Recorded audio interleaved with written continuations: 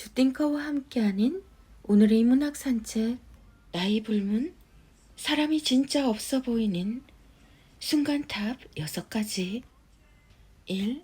약자에겐 떵떵거리고 강자에겐 고개를 숙일 때 사람의 인성이 가장 쉽게 드러내는 순간이다. 평소에는 점잖다가도 식당 직원이나 알바생에게 무턱대고 반말하고 불친절하게 굴고 아랫사람에겐 고압적으로 굴면서 상사 앞에선 유난히도 비위를 맞추고 스스로를 참 초라하게 만드는 행동이다. 2.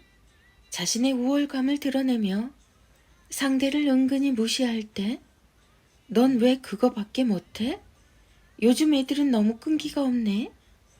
상대를 깔보면서 자기 우월감을 드러내는 이런 수를 사람들은 귀신같이 읽기 마련이다. 진짜 대단한 사람은 굳이 이런 말을 하지 않아도 주변에서 자연스럽게 알아서 존중해준다. 3. 남의 성공을 깎아내리거나 비아냥거릴 때 쟤는 그냥 운이 좋아서 그런 거야. 그게 뭐 대단하다고 호들갑이야? 누군가 좋은 일이 있거나 성공했을 때 진심으로 축하해주지 못하고 시기하거나 깎아내리는 태도는 진짜 없어 보인다. 타인의 성공을 깎아내린다고 해서 자신의 가치가 올라가는 것이 아니다. 오히려 사람들은 그런 태도에서 그의 열패감을 본다. 4. 외적인 것에 과하게 집착할 때 돈을 많이 벌고 좋은 것을 가질 수는 있다. 하지만 가진 것을 굳이 과시하려 하거나 외적인 것이 전부인 것처럼 행동하면 사람이 있어 보이는 게 아니라 진짜 없어 보인다. 진짜 여유 있는 사람은 절대 있는 척 티내지 않는다. 5. 험담과 뒷말을 아무렇지 않게 할 때 걔 진짜 어이없지 않아? 솔직히 나만 그렇게 생각하는 거 아니잖아?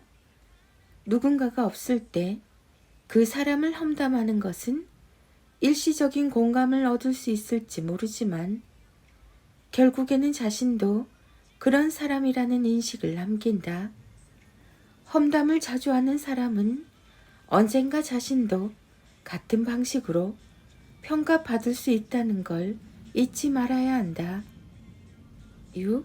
끝없는 불평과 피해의식이 가득할 때 왜 나만 이렇게 운이 없을까? 이 세상은 나한테 너무 불공평해.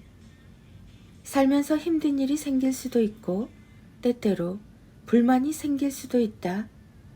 하지만 계속해서 자신이 피해자라는 태도를 보이면 주변 사람들은 점점 피곤해지고 거리를 두게 된다. 결국 본인만 더 외로워진다. 다른 사람에게 존중받고 싶고 인정받고 싶은 마음은 누구에게나 있습니다. 그러나 진짜 존중받고 인정받고 싶다면 스스로 주변을 돌아볼 줄 알아야 합니다. 모든 나쁜 것만 보인다면 문제는 나에게 있을 가능성이 높습니다. 시니컬하거나 조롱의 태도는 당장 버리세요. 더 높고 진리에 가까운 것, 귀한 것을 보고 아름다운 마음을 품으세요.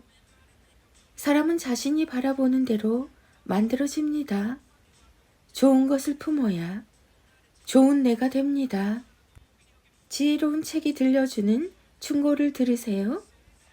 그러나 스스로 받아들일 수 있을 때만 충고는 그대를 도울 수 있습니다. 듣는 이가 귀를 기울이지 않는다면 세상에서 가장 행복한 말도 조롱받게 되니 소용이 없습니다.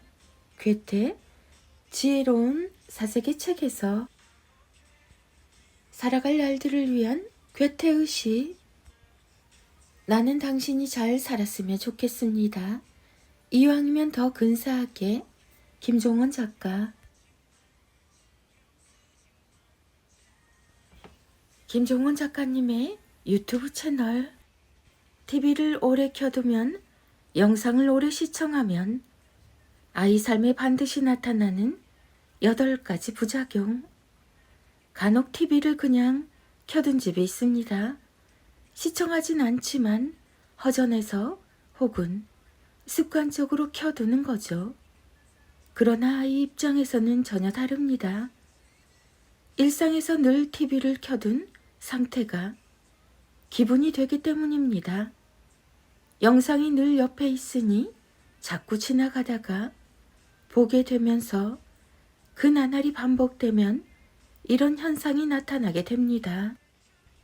영상이 오래 방치된 아이에게 나타나는 현상 1. 스마트폰과 점점 가까워집니다. 2. 독서와 점점 멀어집니다. 3. 각종 영상물에 점점 가까워집니다. 4. 문해력과 어휘력이 발달하기 힘듭니다. 5. 쇼츠 릴스에 중독될 가능성이 높습니다. 6. 게임에 빠져서 쉽게 나오지 못합니다. 7. 자신의 감정을 제대로 표현하지 못합니다. 8. 각종 유혹에 쉽게 넘어갑니다. 아직 스마트폰을 사용하지 않아도 점점 스마트폰에 중독되기 쉬운 상태로 바뀝니다. 영상을 자주 접해서 익숙해지니 어쩔 수 없이 자연스럽게 그렇게 됩니다. 결국 부모가 TV를 오래 켜두는 건 어릴 때부터 아이를 스마트폰에 중독되기 쉽게 기르는 것과 같습니다. 아이 입장에서는 자신도 모르게 그렇게 되니 더욱 안타까운 상황이죠. 아이에게 다른 삶을 선물하고 싶으시다면 어릴 때부터 필사를 해보세요. 글씨가 바르거나 잘 쓸 필요는 없습니다. 글자를 읽고 썼다는 사실 그 자체가 이미 위대한 지성인의 행동이기 때문입니다. 어릴 때부터 TV를 오래 켜둔 집에서 자란 아이와 하루 5분이라도 필사를 하며 자란 아이는 나중에 같은 삶을 살기 어려울 것입니다. 필사를 시작하면 이런 장점을 갖게 되기 때문입니다. 필사를 하면 아이가 얻게 되는 7가지 1. 온갖 중독에서 자유를 얻습니다. 2. 독서의 가치를 스스로 깨닫게 됩니다. 3. 어휘력과 문해력이 크게 높아집니다. 4. 사색하며 성장하는 삶을 시작합니다. 5. 시키지 않아도 스스로 공부합니다. 6. 도전을 즐기며 열정적으로 살게 됩니다. 7. 시간을 가치 있게 활용하게 됩니다. 단, 아이가 처음에 필사를 거부한다고 실망하거나 필사를 주저하지 마세요. 부모가 먼저 필사를 시작하시면 아이는 곧 따라서 하게 됩니다. 엄마 아빠가 먼저 시작하시는 것도 아주 좋은 방법입니다. 내 안에 있는 모든 것과 나를 둘러싼 모든 것이 달라지는 행복과 기적의 순간을 즐겨보세요. 물론 혼자서 시작하면 쉽지 않을 겁니다. 그래서 사명감을 갖고 네이버 밴드에 2개의 필사단을 만들었습니다.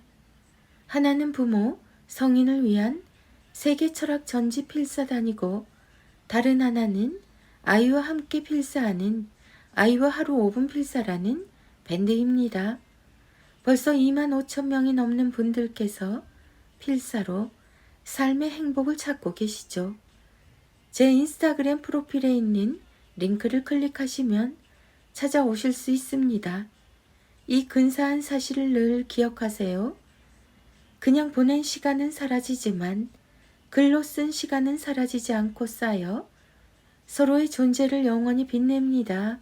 김종원 작가. 자녀들의 인문학 인력 낭송 이어집니다. 하루 한 장 365 인문학 인력. 부모는 아이에게 너무 완벽한 것을 바랍니다. 저 부분만 보완하면 완벽할 텐데 라는 욕심이 이미 충분히 성장한 아이를 자꾸 힘들게 합니다.